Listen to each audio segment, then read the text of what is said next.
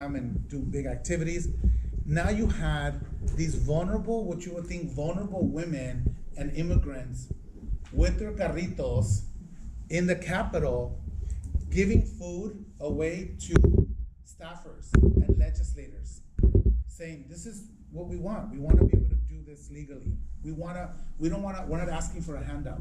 We want you to legalize us so that we can continue to contribute to the economy and pay our bills without having to go to jail. And guess what? It worked. The governor signed the bill, and now California has a statewide policy that prohibits cities and prohibits police departments from fining sidewalk vendors. And it gives an opportunity for these sidewalk vendors to legitimately get a permit so that they can continue to exercise their right to sell their great food. So this is a perfect example of having somebody who was completely disenfranchised, who was just trying to survive and had no other way of trying to contribute to their family, but they know how to cook. They know how to do something, and they want to make sure they are able to sell it in their home or sell it in the sidewalk.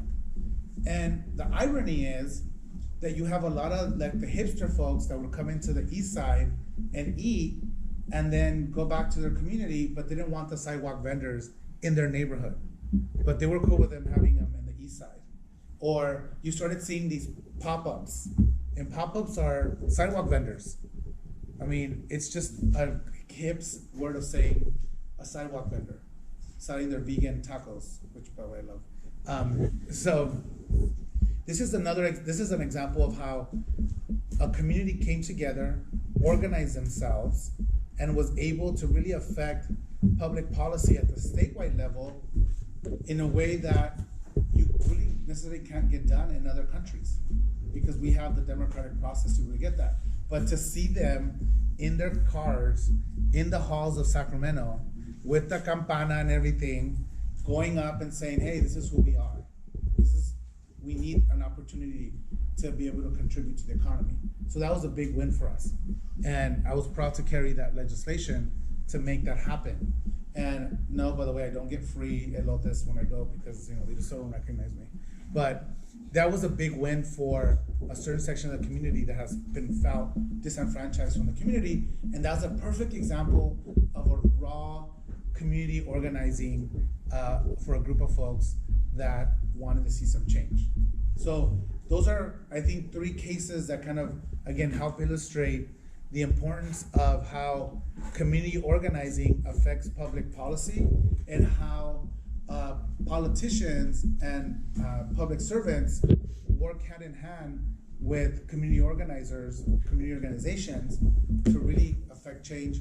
But the moral of all this is that none of this is perfect. I mean, of course, I oversimplified a lot of this stuff, but I wanted you to see examples of where we've organized people who have never been organized before, to us falling into the trap of groupthink and just getting stuck in our own intelligentsia and not talking to the people that we're actually trying to affect, and then really changing the perspective of having a community organizing to change a very tough system that was treating people unequally in California.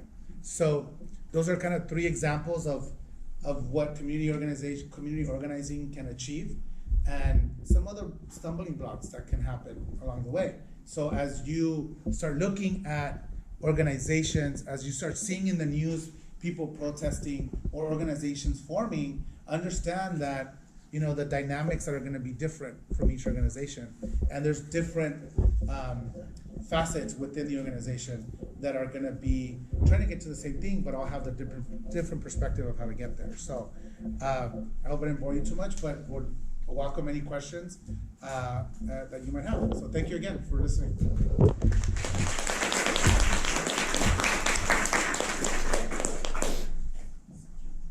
Any questions? What's your stance on gun control? Well, in California, we have the strictest gun laws already, and so I'm a big proponent of gun control in California. Especially in our country. I mean, why can an individual individual buy a semi-automatic weapon and say it's for hunting, I have no idea. That's not hunting. If you're gonna go hunting with a semi-automatic weapon, you need to be a better hunter. Anybody else? Go ahead. Yeah.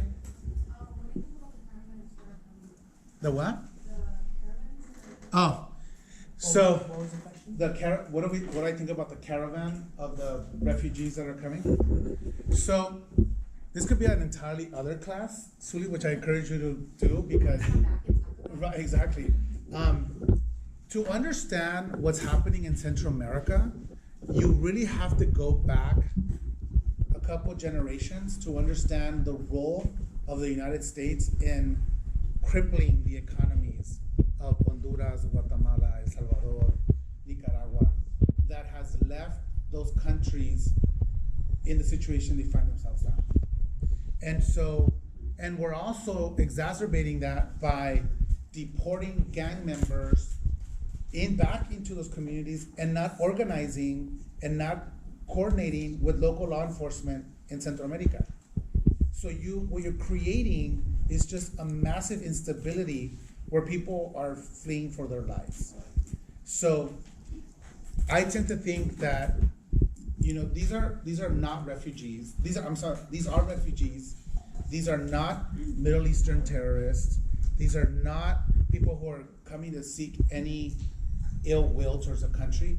But if you're a mother that is walking thousands of miles to save your child's life, that is an important consideration that we need to look at as the United States of America, and as a human aspect and component of it. But we also have to take responsibility as a country for what we've done to dismantle those economies, because it's benefited the United States of America. And I think there's a whole theory behind all this stuff, but there's no doubt that the U.S., in my opinion, has abandoned Central America and has not given them the aid that they need to be able to develop and flourish like other Central or South American or Mexico has. Anybody else? Go ahead. For the bill about the youth, not being excused, but that includes all crimes? Yes. Yes. Tough, huh? Yeah. And you briefly mentioned that you kind of brought in the perspectives of the victims as well. What kind of input did you receive? Completely understand that perspective. We had victims, families who were victimized by crime, who actually were very forefront about it's a slap in the face to us, right? We've lost a family member because this 15-year-old, shot my son, my dad, whatever. And so the conversation was really about, how do you rehabilitate this individual, this child who did this heinous crime? And is there an ability for us to not just throw a child in prison for the rest of their life, but is there an opportunity to have them do time for what they committed, for the crime they committed in juvenile justice? It's not like they're going to camp. They're going to jail, prison, specifically for youth offenders. So it fits their characteristic. But also give us an opportunity to look behind of what happened to this child. How did this child get to the point where they murdered somebody? And so in the research that we've seen is that most likely there was an adult behind the child.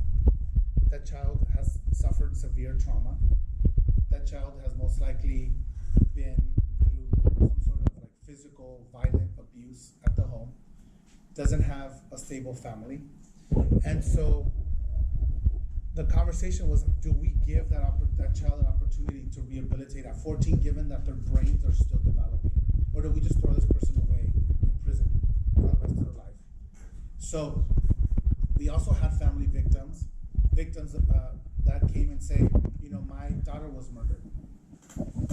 There was a classic case where a kid murdered a family's son for being gay, and they're like, we don't want him to go to jail. We want him to understand the seriousness of the crime he committed, and hopefully he can become a better person out of it.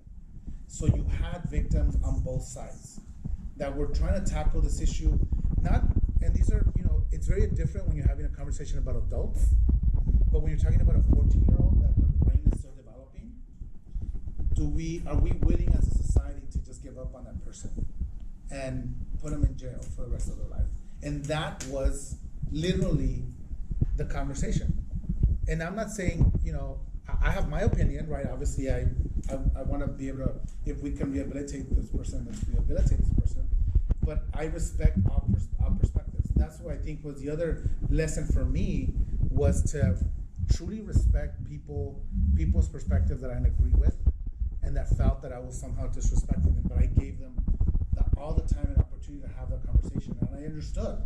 I mean, I've lost family members to crime myself, but it's removing the debate from just a black and white conversation to where are we as a society, and where are we as